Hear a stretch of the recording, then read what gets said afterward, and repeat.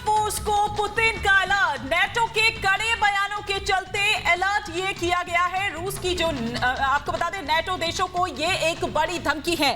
हम लगातार देख रहे हैं शिखा कि किस तरह से जो मनमानी है रूस की, ना केवल मनमानी बल्कि जो धमकाने वाला अंदाज है ये लगातार जारी है। ये सिर्फ यूक्रेन के लिए नहीं है बल्कि अमेरिका के लिए भी है, नेटो के लिए भी है, उस तमाम यूरोपियन यूनियन के लिए है। और इन्हीं बयानों के चलते ये कहा जा रहा है कि ये स्टेप उठाया गया है और फोर्स को तैयार रखा गया है।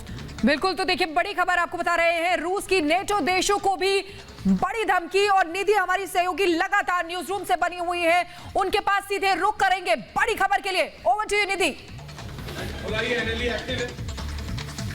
हिमानी, सबसे बड़ा स्टेटमेंट है पुतिन का। व्लादिमीर पुतिन, रशिया के राष्ट्रपति व्लादिमीर पुतिन का स्टेटमेंट ये है कि जो नाटो कंट्रीज हैं, नाटो में कुल मिलाकर 28 देश आते हैं, ये जो नाटो कंट्रीज हैं वो अग्रेसिव रुख अख्तियार किए हुए हैं। और इसी अग्रेसिव रुख के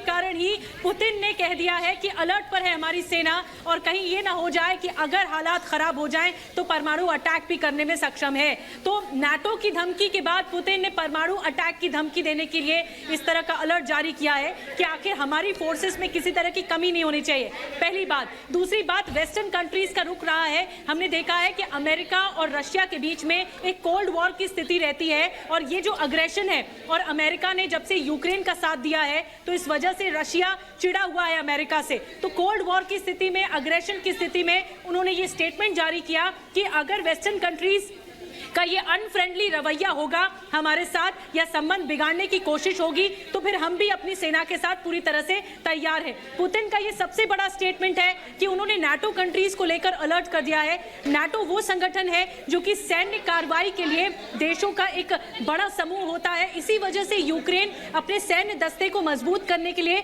नाटो में शामिल होना चाहता था, लेकिन उससे पहले ही। और इसी बीच एक और बड़ी खबर आपको बताते हैं, रूस ने अपनी पूरी सेना को अलर्ट किया है।